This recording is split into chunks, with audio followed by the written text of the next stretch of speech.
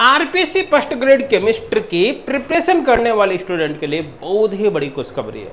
देखो भैया, एक तो आपका आरपीसी फर्स्ट ग्रेड का एग्जाम अभी हाल ही में हुआ है, ज्यादा समय हुआ नहीं, और एग्जाम होते ही तुरंत आपके लिए नई खुशखबरी आ गई।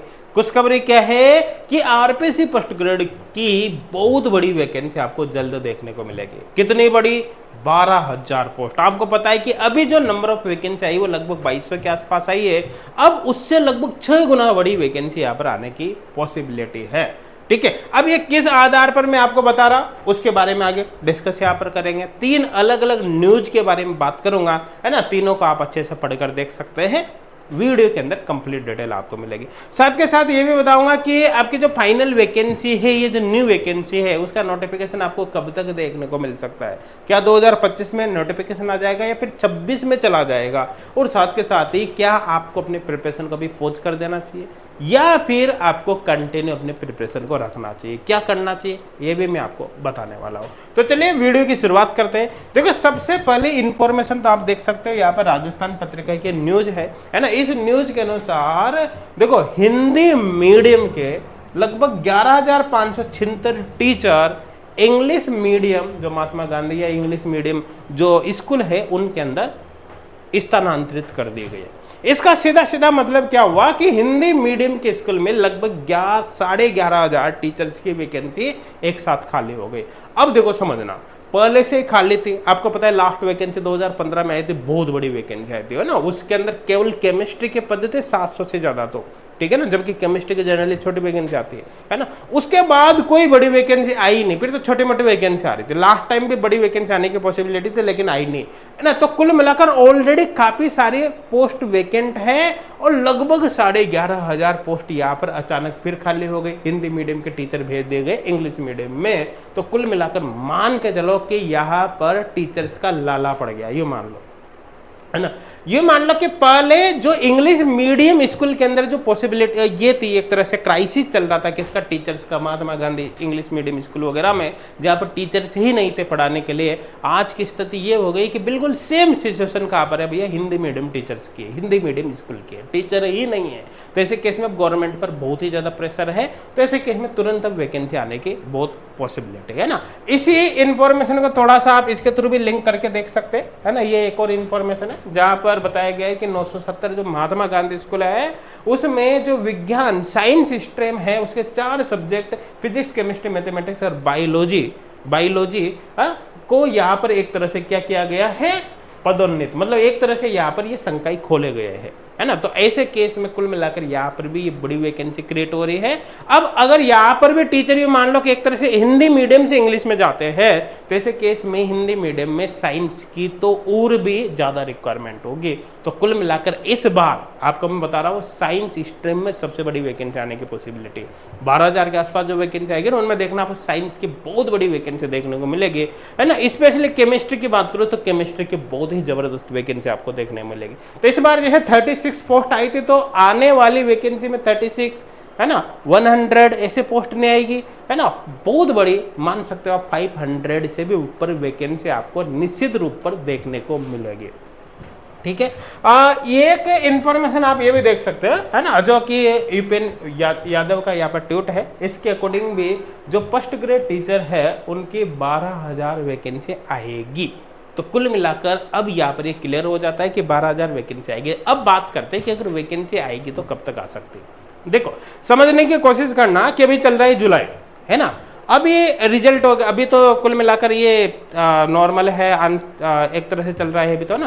अभी तो फिर बाद में रिजल्ट वगैरह आएगा, डॉक्यूमेंट वेरिफिकेशन आएगा, ये सारा प्रोसेस चलेगा ना।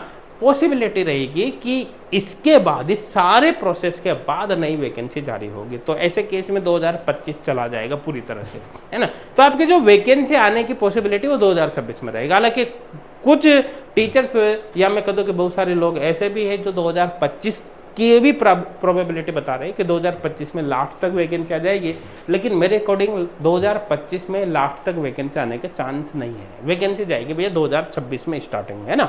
अब 2026 में स्टार्टिंग में चली गई, है ना, बाद में वापस थोड़ा गैप भी मिलेगा 5-6 महीने का, और ऐसे केस में फिर आपका एग्जाम होगा। तो ओवरऑल अगर पूरा टाइमिंग देखे तो 1 से 1.5 साल लगेगा, जिसमें आपकी वैकेंसी भी आ जाएगी और फाइनल एग्जाम भी हो जाएगा, है ना। तो कुल मिलाकर ये मान लो कि 1 से 1.5 साल का समय आपके पास है। अपन ये मान सकते हैं मिनिमम टू मिनिमम 1 साल का समय आपके पास है, और मैक्सिमम हो सकता है 1.5 भी चला जाए, हो सकता है थोड़ा बहुत और आगे भी बढ़ जाए, है ना, ये समय है। तो कुल मिलाकर 1 साल का समय अगर मिनिमम कंसिडर करते हैं तो आपके पास ज़्यादा समय नहीं है ना, प्रिपरेशन के लिए।